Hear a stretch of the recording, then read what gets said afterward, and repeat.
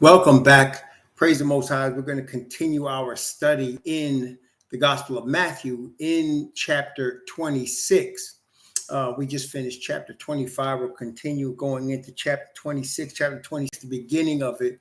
Very interesting and very timely, as usual, with the Gospels as the Messiah continues to confirm the covenant with Israel.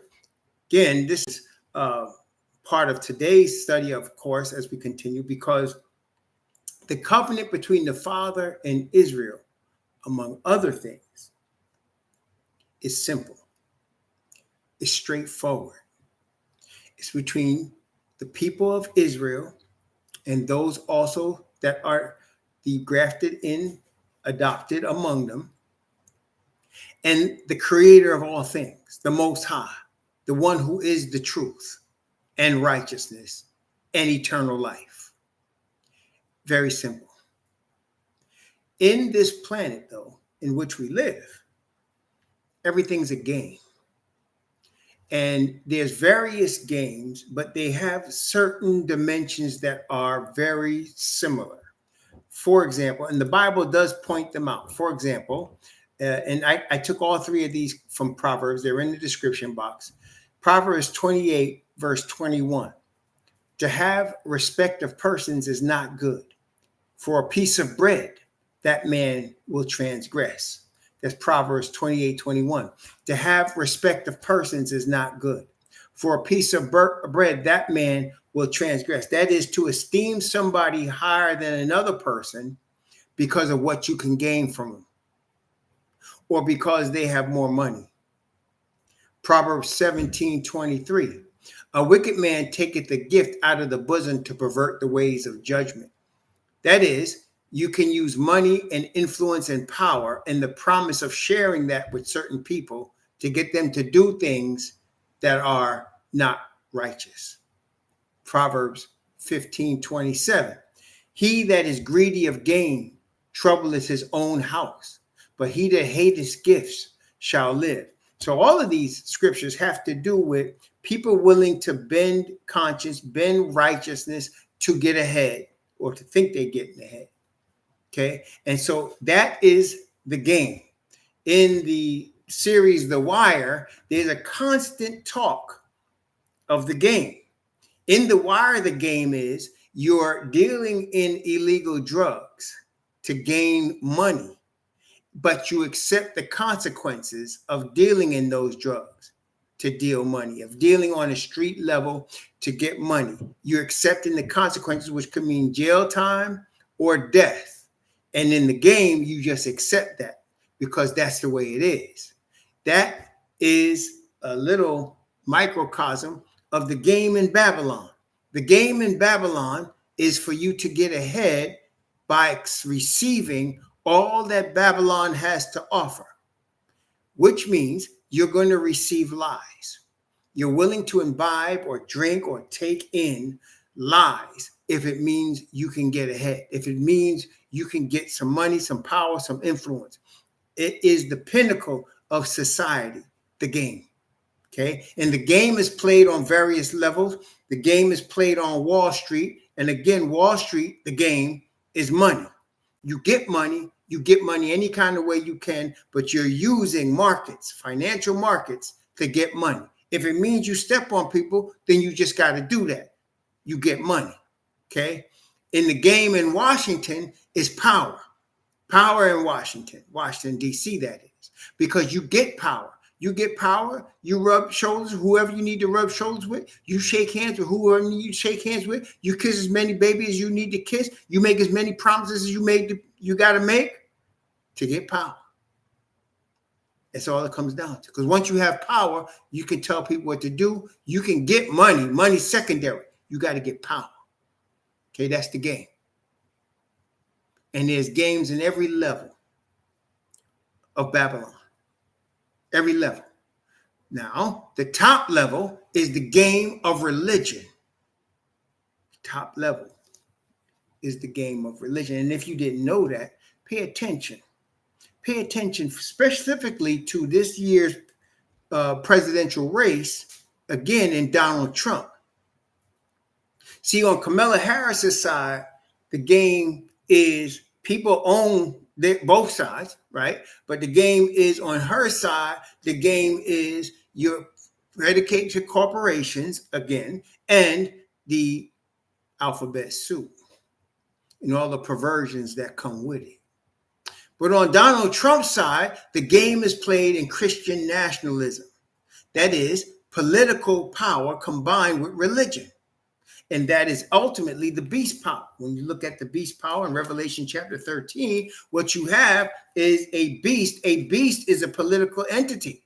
Okay, that's what a beast represents, a kingdom, a political entity in the Bible. That's what a beast represents. So when you're looking at a beast in Revelation chapter 13, you remember now in Daniel chapter 7, we saw 4 beasts. In Revelation 13, those 4 beasts are combined into one giant beast because Babylon is one giant entity controlled by the devil and his subculture, which is religion and Christianity. And then with Christianity, the other 2 sidekicks, the 2 Abrahamic religions with them, Judaism and Islam.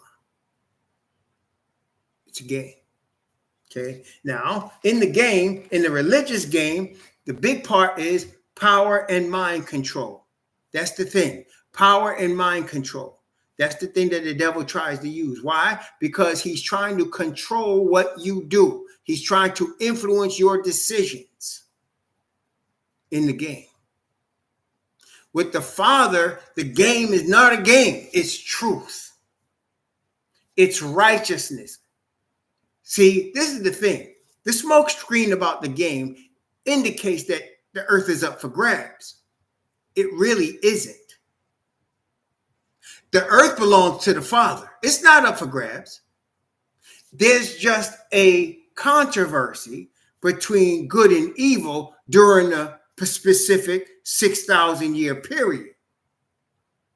But the earth belongs to the Father, and he has appointed it to the Messiah. And at the end of the day, Messiah is going to have it. Okay? Everything else is just a smokescreen and temporary. Everything in Babylon is temporary. The very existence of Babylon, the very existence of the beast in Revelation 13 is temporary. They're not permanent. Their destruction will be permanent. And the kingdom of the Messiah given to him from the Father, the Bible says, is forever, even forever and ever. It's permanent. But in this game, most people that play the game for greed and influence and power, they really can't see forever.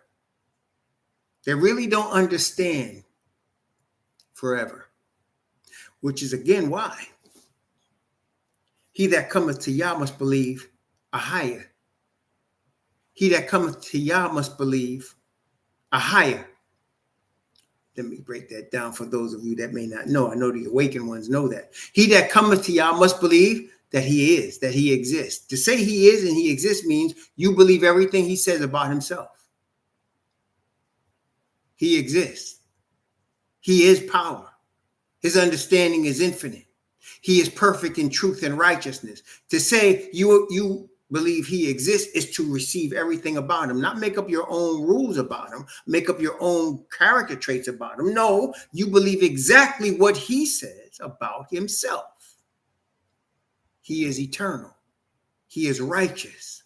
He is truth. He is wisdom. He is understanding. He is power. He is a higher. Problem is, in the game, they don't believe that. They don't believe that. Revelation chapter 13 shows us the devil's crown jewel of the game, the religious game. And again, we're talking about a beast, which is a political entity, and we're talking about a religious entity because it's involving worship. Revelation chapter 13, verses 1 through 7, and then we'll read verse 8, but verses 1 through 7. And I stood upon the sand of the sea and saw a beast rise up out of the sea, having 7 heads and 10 horns, and upon his horns 10 crowns, and upon his heads the name of blasphemy. And the beast which I saw was like unto a leopard, and his feet were as the feet of a bear, and his mouth as the mouth of a lion. And the dragon gave him his power and his seat and great authority. The game is set. And I saw one of his heads, as it were, wounded to death, and his deadly wound was healed. And all the world wondered after the beast. The entire earth is in the game. Remember that. The entire earth is in the game. You can opt out the game, but that's going to cost you. Oh, yeah, you could opt out the game. You can opt out the game by coming to a higher, who we also call Yahweh, or as some call Yahuwah. You opt out the game by coming to a higher and receiving a higher for what he says he is and who he is and what he is. You opt out the game. But that's going to cost you. What is it going to cost you? Eventually, everything. Revelation 13, verse 4.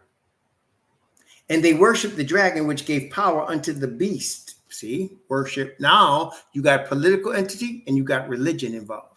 They worshiped the dragon, which gave power unto the beast, and they worshiped the beast, saying, who is like unto the beast, who is able to make war with him? And there was given unto him a mouth speaking great things and blasphemies, and power was given to him to continue 42 months. And he opened his mouth in blasphemy against Yahweh, to blaspheme his name and his tabernacle and them that dwell in heaven. And it was given unto him to make war with the saints and to overcome them. And power was given him over all kindreds and tongues and nations. Look, he was given power to make war with the saints and overcome them. See, brethren, we've been playing at a disadvantage because we didn't know who we were. Therefore, we were getting persecuted and we didn't understand why. People still guessing as to why. That's people that don't know who they are, haven't awakened, and definitely haven't studied this book. Because it tells you. See, we were scattered, still are, scattered, placed in slavery. And then over the course of centuries, we forgot who we were. We started to think we were who our enemies said we were, just slaves and worshipers of a white Jesus or Allah, or borrowing money from the Ashkenazis. And I say borrowing money from the Ashkenazis because you ain't getting nothing. They lending you money.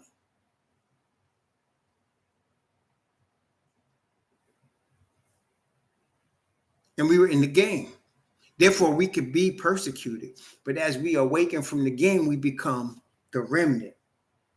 And we understand that the dragon was wroth with the woman, Israel, and went to make war with the remnant of her seed, you and me, who keep Yah's commandments and have the testimony or the faith of Messiah, Father's perfect righteousness. Now we understand that. Why the enemy is angry at us. We're the threat to his game because we're under the covenant of Yah. See how that works? We're the threat to the game because we represent the end of the game. That's what we represent, the end of the game, because we're representing the Father. So we represent the end of the game. And the enemy knows that. Our very presence represents it. So therefore, what does he have to do? He has to either get us to buy into the game, and we'll see people that have done that, or he has to blind us as best he can from awakening to who we are. Because once we understand who we are, game over. Once we understand who we are, game over. That is why it says in verse 8, and all that dwell upon the earth shall worship him. That is the beast and the dragon. All that dwell upon the earth shall worship him, whose names are not written in the book of life of the Lamb slain from the foundation of the earth. Soon There'll be no more Gentile kingdom. There'll be only the kingdom of Israel led by David, who is the underling to the Messiah, who is King of all kings. And there'll be no more kingdom of the Gentiles. There'll be no more kingdom of the beast. There'll be no more beasts. The game is over. And that's why, while we don't know who we are, we're subject to coons and confusion. You know what really I found interesting that I've noticed this week? I want you to notice. Have you noticed? I'm mentioning the presidential election because there's a lot of lessons in it. There's just a lot of lessons in it, brother. And so Kamala Harris has had actors and rappers and musicians on stage for her. Have you noticed that? Now, why would any person think that an actor or rapper or any type of entertainer could improve your life? Do you understand that? Like, what? I mean, I can understand if it was an economist, maybe, businessman, maybe, like Trump. Trump had Elon Musk on the stage with him.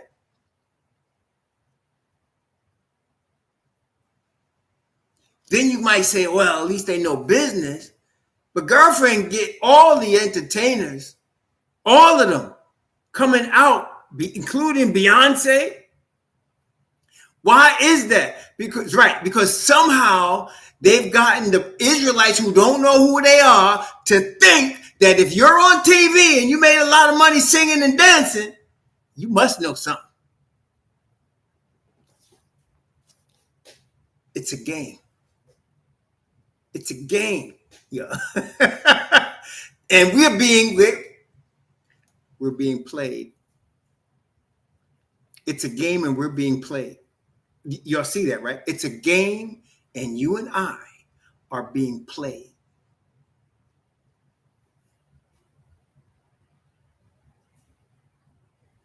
And the reason we're being played is because we don't know who we are. We don't understand. We're confused. But we praise the Most High because that's why we got his word. That's why we got his spirit. That's why we got the prophetic utterance of the Father through his Hebrew Israelite prophets telling us it shall come to pass. When all these things come upon thee, the blessing and the curse which I have set before thee, and thou shalt call them to mind among all the nations where the Yahweh have driven thee, and shalt return unto Yahweh thy Most High, and shalt obey his voice, thou and thy children, with all thy heart and with all thy soul, that then Yahweh will turn thy captivity and have compassion upon thee, and will return and gather thee from all the nations whither he has scattered thee.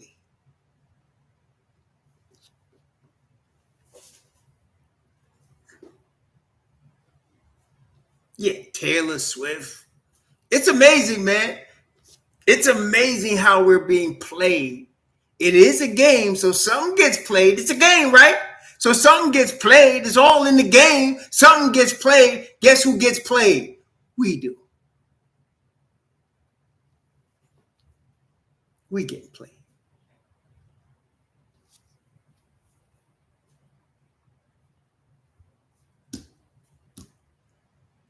Okay. Let's show a little bit more. The game, though, is really, really illustrated. I was thinking about this before I came on, and I was like, what really can show the game? How the game really, how it's played. Aside from Matthew 26 is going to show you the game. But I'm saying, aside from that, we need two more witnesses, right?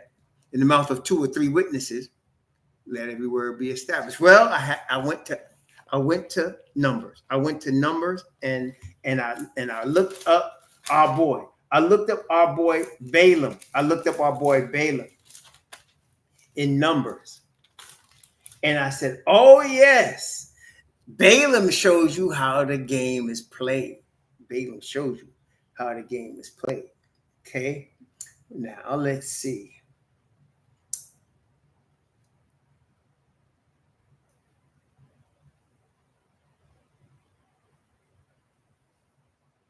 I'm going to start in chapter 22. I'm not going to read all of it, but I'm going to give you the gist of it because my second witness also talks about Balaam. I'm not going to tell you what it is because some of y'all should already know. The first witness about Balaam is in the book of Numbers, but he ain't the only one. There's actually two others that mention Balaam as an example of the game. Okay, let's look now. Numbers chapter 22. Numbers chapter 22. Numbers 22.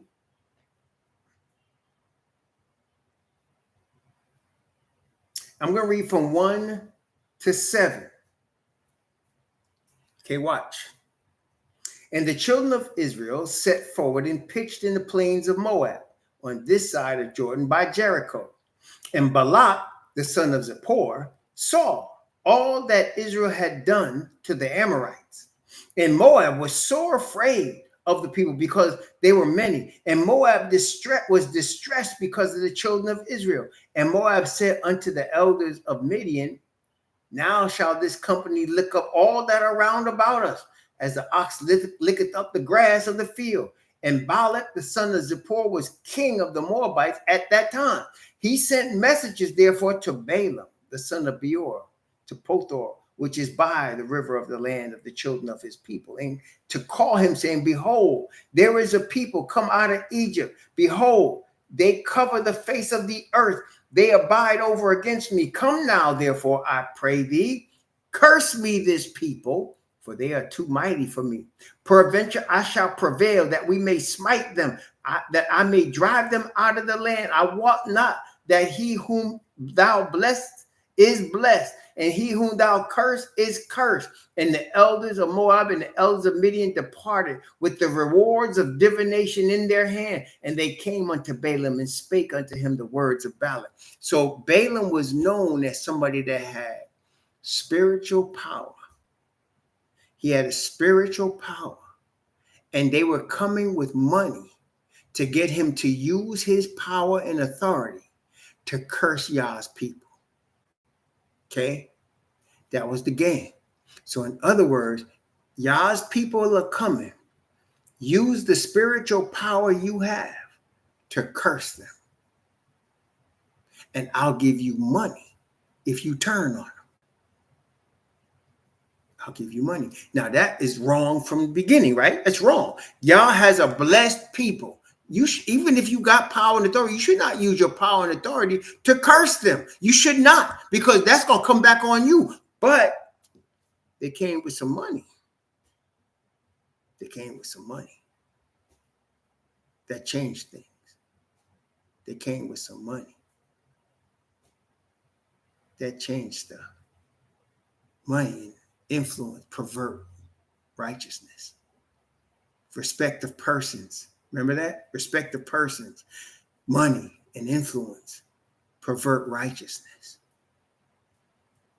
And that's what happened in his case.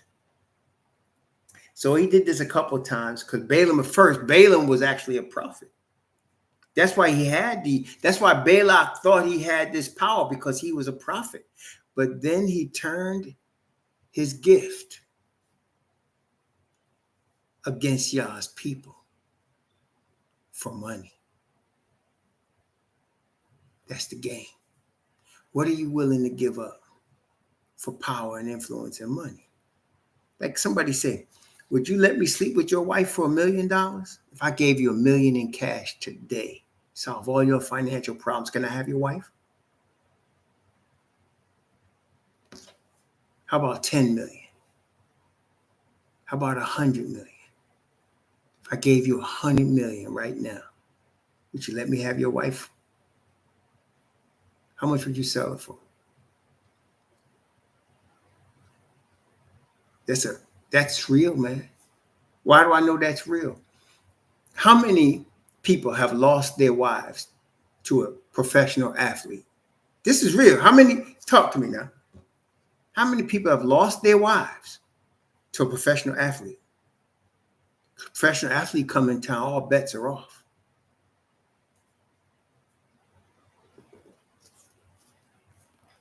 Really, a lot. I've seen it. I ain't telling you no guess. I watched it. I was there. I seen it. I watched it. There were two players that I was around when they were coming up, and I saw it. One was Ray Allen. The other one was Marcus Camby. And I saw it. I saw it. I ain't telling you no secondhand. All bets are off. And it don't matter what the brother looks like. It's how deep the pockets are.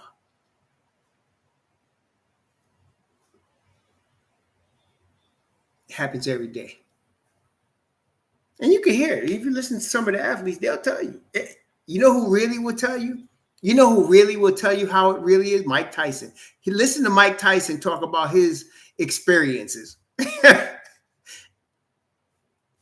when these dudes that been on big stages, been in front of millions of people, famous, and still got earning power and still got money, they can pretty much have any flavor they want, married or not.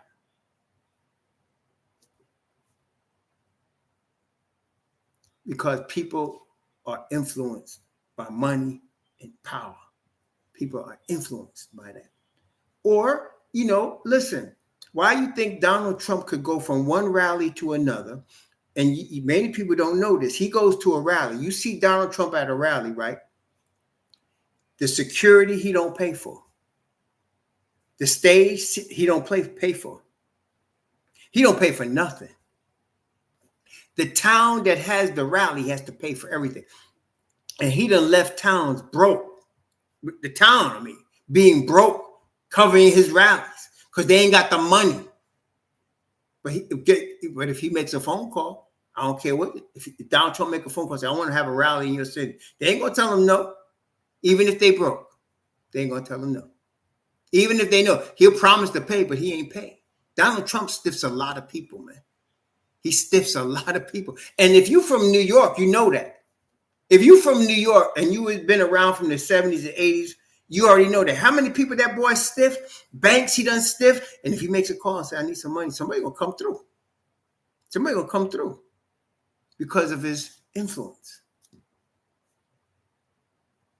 Happens every day. Babylon is a normal currency in Babylon. It's a normal currency in Babylon. Normal. It happens every day. Okay, so we saw a little bit of Balaam, right? He ended up giving into the loop and helping Balak out. And he ended up getting what he had coming along with Balak. But let's look at another one. Jude, the book of Jude. Second witness, the book of Jude. Jude is just one chapter.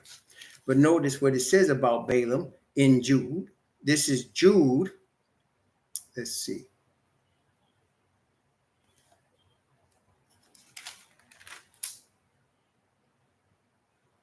Oh, yeah, here it is. Well, it says a little bit in Jude. I think I can get a better one. It says a little bit in Jude, but I think I can get a better one than that.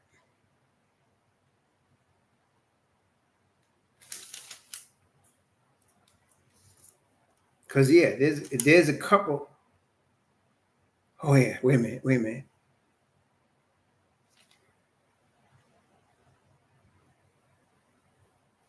Oh, yeah, okay. Peter. I think it's Second Peter. Second Peter.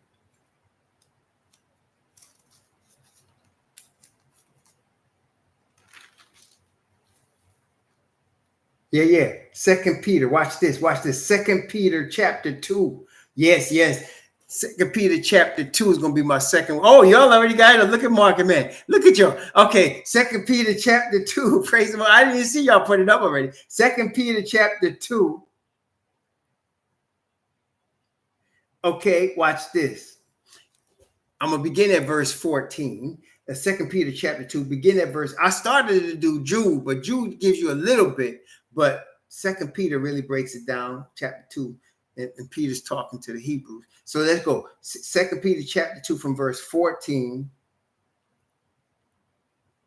And I'm going to go down to verse 18. And Second Peter says very similar to Jude, though. Let's take a look. Second Peter chapter 2 from verse 14 to 18.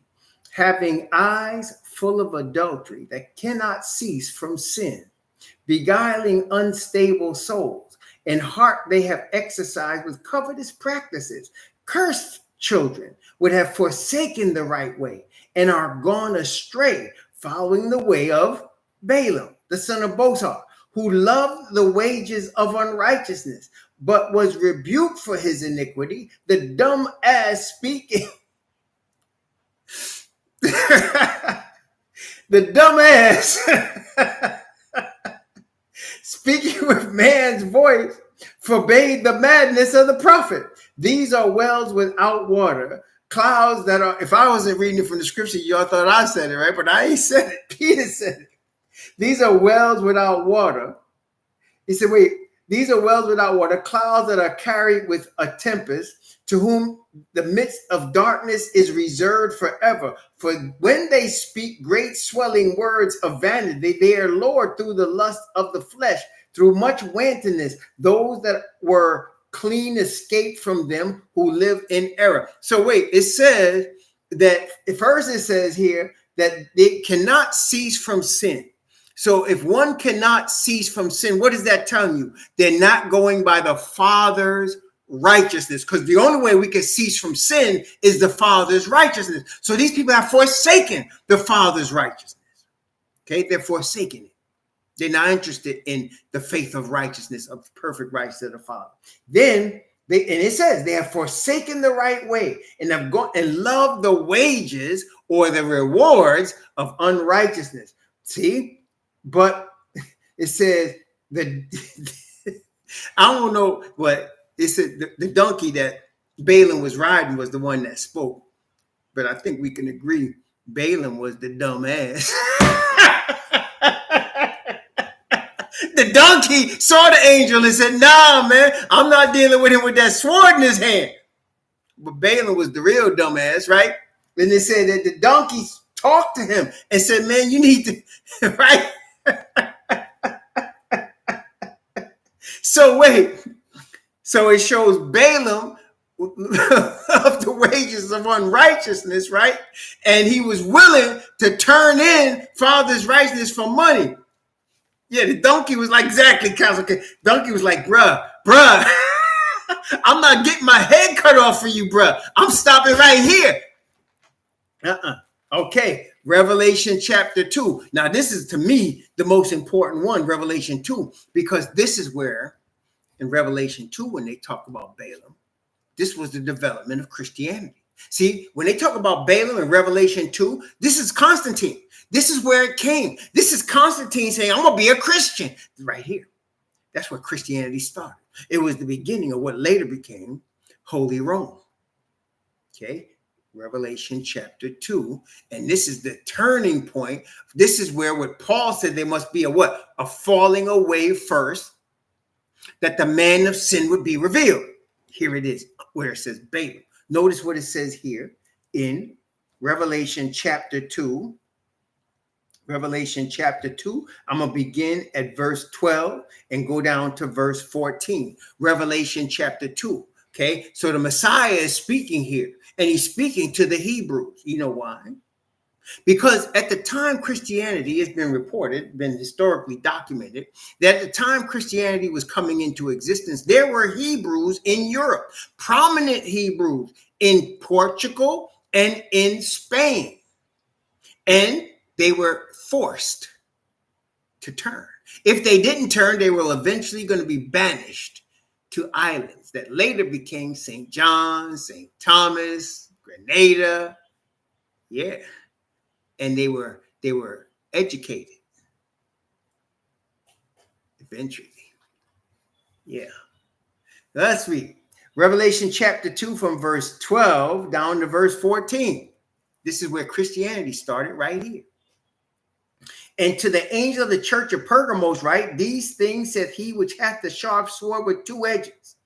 I know thy works, and where thou dwellest, even where Satan's seat is, and behold it, and holdest fast my name, and has not denied my faith, even in those days wherein Antipas, my faithful martyr, who was slain among you, where Satan dwelleth. But I have a few things against thee, because thou hast there them that hold the doctrine of Balaam, who taught Balak to cast a stumbling block before the children of Israel to eat things sacrificed unto idols. Pork is clean now because we became Christians. Jesus died for you. Pork is clean now. To eat things sacrificed unto idols and to commit fornication. Have sex with people that don't worship your God. Why Jesus is not your God.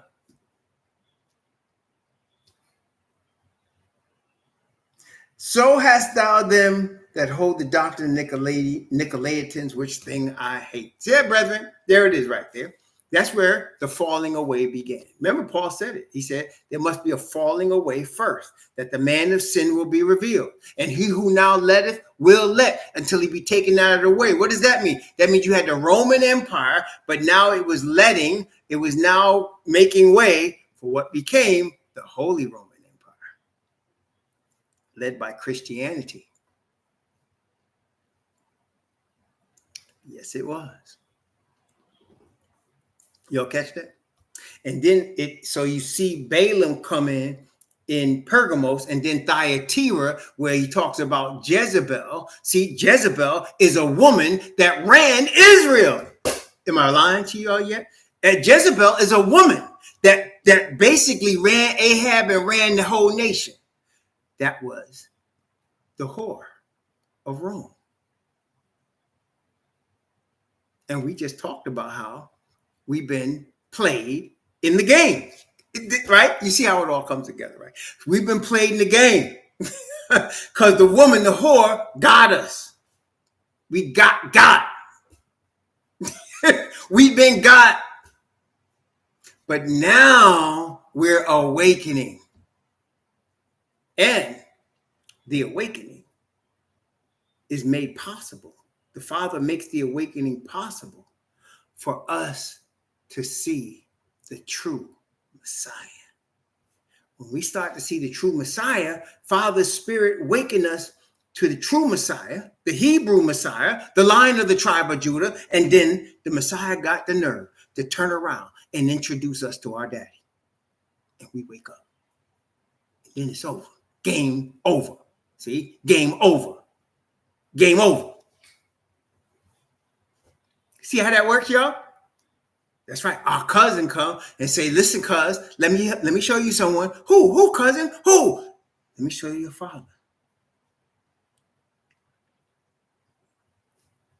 Ahia. Oh.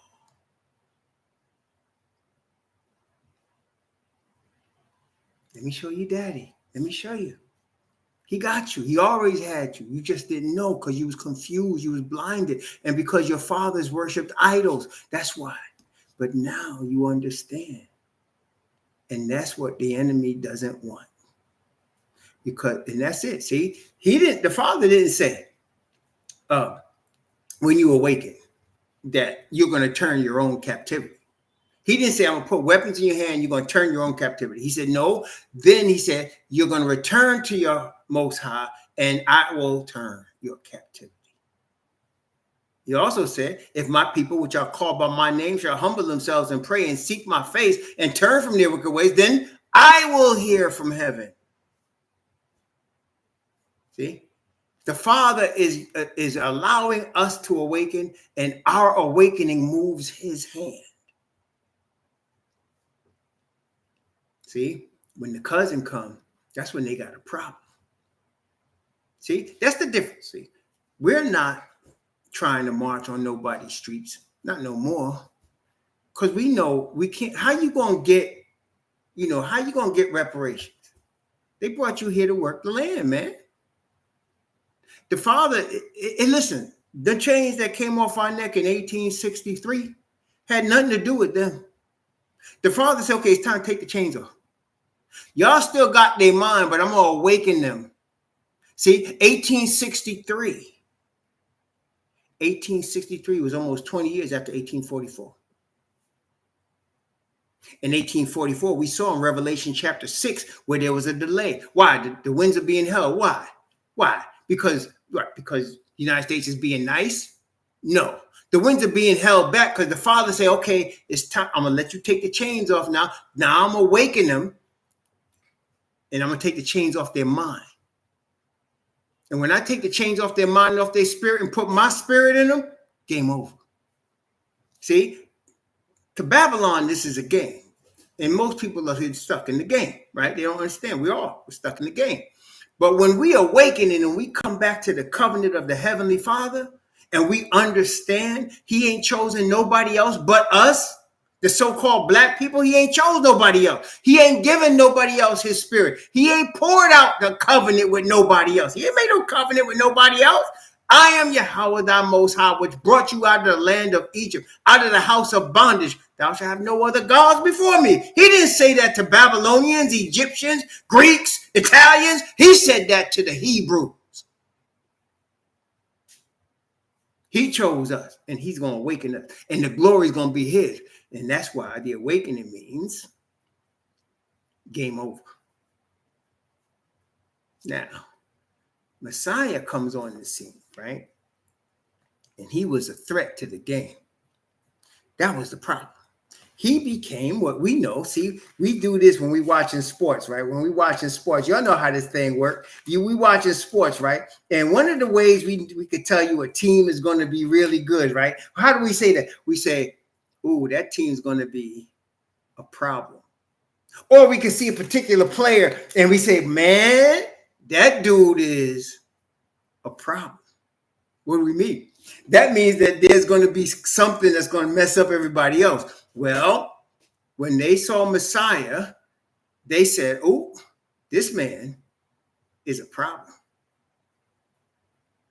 Because anybody that messes with the game is a problem. And the Messiah definitely messed up their game. We're here to raising the dead, healing lepers, casting out devils, speaking about the Heavenly Father and not the Sanhedrin. That man is a problem. And brethren, let me tell you something. We are becoming a problem. Messiah never marched in nobody's streets, never killed nobody, never told them, give me your money, never talked against Caesar, and yet he was a problem. Revelation chapter 26. Yep, and that's right. Castle King's right. He came in there tossing tables. Well, where did he come? Where did he come tossing tables? Did he just come into the treasury? Where did he come? Where was he tossing these tables? When he was tossing tables and putting the whips on people, where was he exactly when he did that? He was in the temple. He was in the temple. That's right. He was in the house of his father. And what did he say? He said, make not what? He said, make not my father's house a den of thieves, a house of merchandise. So he was zealous for his father. And that was his father's house, which is why Haggai, the prophet, said, you see how this second temple ain't nothing compared to the first one? Because half of them that was seeing the second temple built was rejoicing, but half of them was crying because they saw Solomon's temple. And they said, this ain't nothing compared to what Solomon's temple looked like. He said, this temple going to be greater. Why? Because his son was going to come in there and vindicate his name. He said, second temple is going to be greater. That's why. He said, make my father's house a house of merchandise. And indeed, he was a problem. And even with all the signs that showed, yes, indeed, he's the Messiah, they didn't care about that. See, you would think, logically, you would think, these are Hebrews. The Hebrews are supposed to be waiting for Messiah. Messiah arrives. He shows all the signs of Messiah. And yet they see that. They see that. And they're worried. Why? Because they're in the game. And you see, brethren, when you are invested in the game, nothing else is more important than you're prospering in the game. I don't care who you are. Okay? Don't care who you are. That's why you got coons that exist today, because they're in the game. And they ain't going to let nobody's word, no righteousness, no new kingdom interfere with them in this game. So when you're talking about game over, you're a problem. That's right.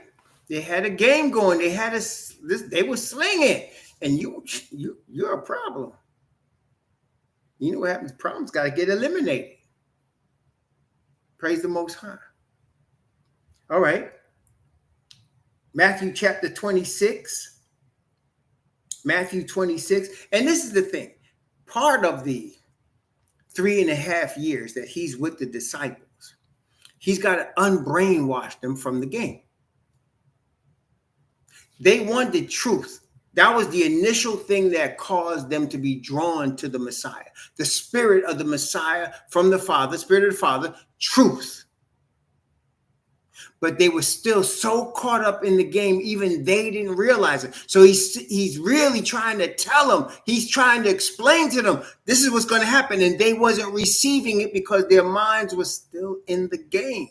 It wasn't until he himself, they saw him put to death and they saw him alive again. That's when they woke up. See? They saw him put to death. They saw Peter and them. They watched him get beat up. They seen it. They seen him strip him. They seen him put him on that cross and nail him on that piece of wood. They seen him take him down and put him in that tomb. They saw it. But then 3 days later, should I say 3.5 days later, they saw him, the same one. Now it's past the game. That's when Thomas said, my Lord and my God, because he couldn't believe this is the doubter. And he was like, what? You are him. I just saw you dead. Game was over then. There was no more game no more for them. That was it. That was it. That's why they were eyewitnesses. They bore witness of his resurrection with power because they were there. They bore witness. And brethren, listen. The power that the Father is going to pour on us is going to be twice that because it's the latter rain. See? So when we bear witness, the conviction of the power, the Spirit of the Father in us is going to be a problem. Seriously, it's going to be a problem. Yes, Manny, they were. That's exactly right. Manny said, were they sealed at that point? Yes, they were. See? Yes, they were. See, right now, the awakening for us is the beginning of us being sealed, the beginning, which makes Asatan extremely nervous, which is why he's stepping up his game. He's stepping up his game. See? And then when they were sealed, when the Messiah came forth from the tomb and they saw him and they ate with him for a whole 40 days, they were with him. There was no turning back. There was no turning back at that point. They were all in. Like you say, Castle King, 10 toes down. They were all in. Okay, now all the things he had taught them came back to him. All the things they saw came back to him. And that's why Peter came out and said, we cannot help but speak the things we have seen and heard. See, us, conviction is going, the same conviction going to come on us. Even though we haven't seen him raised from the dead, because that's what the Father's special going to show about the 144,000. Though you weren't there, you weren't an eyewitness, your conviction is enough. You trust in his word. See, the disciples even didn't trust in his word until they saw that. When they saw him come back from the grave, they were all in. We didn't see that. Blessed are they have not seen, Messiah said, and yet believe. That's the 144,000. We're going to stand firm on conviction. The power of the Spirit is going to be on us heavy on conviction. Praise the Most High. That is why we are seeking now and we are learning to trust the Father by conviction of his word and the prayer. Conviction. Praise the Most High. Okay. Now, 26. Beginning at verse 1. I'm going to read from verse 1 down to verse 16. And it came to pass, when Yahushua had finished all these sayings, he said unto his disciples, ye know that after 2 days is the feast of the Passover, and the Son of Man is betrayed to be crucified. See, he's telling them, but they don't want to hear that. That don't go with the game. Then assembled together the chief priests and the scribes and the elders of the people unto the palace of the high priest, who was called Caiaphas, and consulted that they might take Yahushua but suddenly and kill him. See, he was a problem. And the leaders, the religious leaders of the nation, came together and said, okay, we got to kill him. We got to kill him. How are we going to do it? He's a problem. It wasn't even about the truth. It wasn't about the truth. It was about the game. And he was messing with the game. He has to go. He's a problem. We can't lose our power and influence with the people. Matter of fact, maybe we can use our power and influence with Rome and help us kill him. But they said, not on the feast day, lest there be an uproar among the people. Now, when Yahushua was in Bethany in the house of Shimon the leper, Simon the leper was the father of Judas. So Simon was a leper who the Messiah healed of leprosy, and his son Judas was one of the 12. When you read through all four Gospels and you find Simon and Judas, you'll find it. They call him the son of Simon. Yeah, Simon was Judas's father. Guess the apple don't fall far from the tree. Now, when Yahushua was in Bethany in the house of Shimon the leper, there came unto him a woman having an alabaster box of very precious ointment, and poured it on his head as he sat at meat.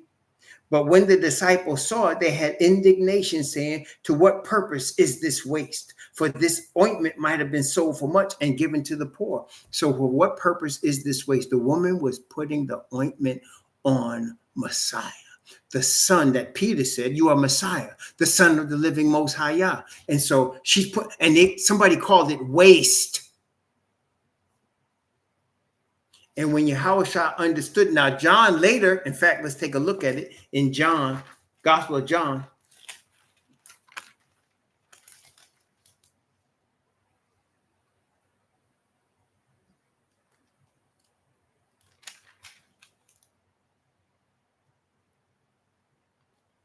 I believe it's chapter 12. Look, watch this, watch this. Gospel of John, chapter 12. We're going to cut over for a second. We're going to interrupt our scheduled programming, but it's still related. Gospel of John, chapter 12. We'll come back to Matthew 26. Watch John, chapter 12 now. This is after Lazarus is raised from the dead. John, chapter 12, from verse 1 down to verse 8. John chapter 10, 1 through 8. John chapter 12. Gospel of John chapter 12, 1 through 8. Watch this. When Yahushua 6 days before the Passover came to Bethany, where Lazarus, which had been dead, whom he raised from the dead, there they made him a supper. And Martha served, but Lazarus was one of them that sat at the table with him. So now you know they're in Simon's house in Bethany. Martha's there. Lazarus is there. Mary comes in with the ointment. Okay, that's the scene. So they're in Simon's house, who was a leper. Martha's there. Mary's there. Lazarus is at the table with the Messiah because they had all these bigwigs. You know, Simon was a Pharisee. Okay, wait. Then took Mary a pound of ointment of spikenard, very costly, and anointed the feet of Yahushua and wiped his feet with her hair, and the house was filled with the odor of the ointment. Then said one of the disciples, Judas Iscariot, Simon's son, see? So you had Simon, who was the leper, who at one point was down in the Messiah, say, if this man was really a prophet, he wouldn't let this certain woman touch him. And now his son Judas is going to betray him. Apple don't fall far from the tree. Why was not this ointment sold for 300 pence and given to the poor? Then he said, not because he cared for the poor, but because he was a thief and had the bag and bear which was put therein. Then said Yahushua, let her alone. Against the day of my burying has she kept this. For the poor always ye have with you, but me ye have not always. See? So Simon was a leper. Messiah healed him. His son Judas was one of the 12. And Simon had something to say, and Judas had something to say about waste on the Messiah. And Judas decided, I'm going to go get some money for this on this here. I'm going to make my little gain on this. Because what? That's part of the game. Be careful how good you get in the game. You could lose your soul. Being real good in the game, you could lose your soul. Judas did. Back to chapter 26 of Matthew. Back to 26 of Matthew. Yeah, be careful how good you are in the game. If you're successful in the game, you're not going to get to the kingdom. It's a blessing when you fail in the game, because then you got a shot. If you're successful in the game, you become like Balaam or Judas. You don't want that. Bible says it's been better for Judas if he had not been born. Matthew chapter 26. So now when you go back to Matthew, now you know the players. When he's talking about Simon, that was the guy that was the leper, that was a Pharisee, that was the father of Judas, who became the traitor. Okay. So, and now Matthew 26, verse 8, when it says that his disciples, he's talking about Judas. But when his disciples saw it, they had indignation, saying, to what purpose is this waste? For this ointment might have been sold for much and given to the poor. And when Yahushua understood it, he said unto them, why trouble ye the woman? For she hath wrought a good work upon me. For ye have the poor always with you, but me ye have not always. For in that she hath poured this ointment on my body, she did it for my burial. Verily I say unto you, wheresoever this gospel shall be preached in the whole world, there shall also that this woman hath done, be told for memorial of her. Verse 14. Then one of the 12, called Judas Iscariot, Simon's son, went unto the chief priests, verse 15, and said unto them, what will ye give me, and I will deliver him unto you? And they covenanted with him for 30 pieces of silver. Verse 16. From that time he sought opportunity to betray him. And again, we must always remember, people like Balaam and Judas always pose as one of us. And again, we have modern examples of it. Okay. Fred Hampton was betrayed by the guy at his right hand. At his right hand. Khalid Abdul Muhammad was poisoned by the woman he slept with.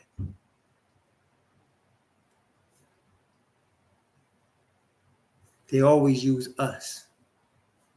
Malcolm X's own people that he had taught in the mosque in New Jersey came there. The dude with the shotgun was from a mosque in New Jersey.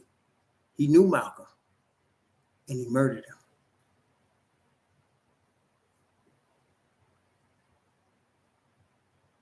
That's right. They always use us. And so what can we expect? We can expect to continue to see coons that are acting like they us, that are really playing the game. And the game is the game of religion. And we talk about it all the time, brethren. Okay, when they start saying, please give us your money to support this ministry. Very simple, isn't it? But you know that's the game. That's the game.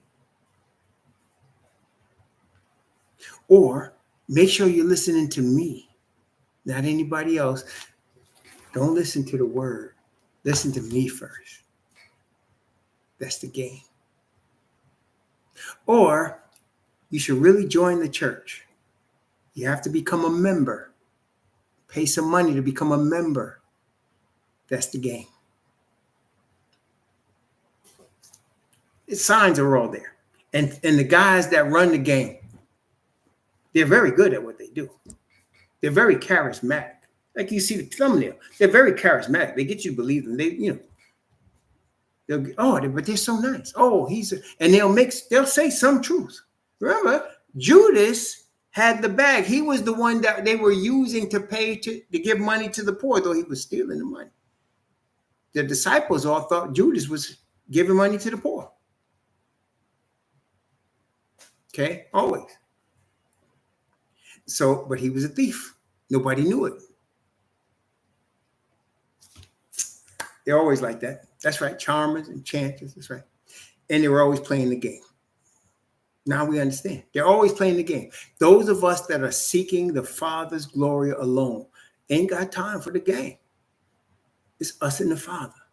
And obedience to the covenant is our only concern. The glory of the Father. In this world filled with lies, we're seeking truth. That makes us a problem in the game. Okay? And we will become more of a problem as we get closer and closer to the return of Messiah and the establishment of the Messianic kingdom of righteousness when the game is over. Praise the Most High. May the Most High bless you and keep you. May he cause his face to shine upon you and be gracious unto you. And may he lift up his countenance upon you and give you peace. Shalom.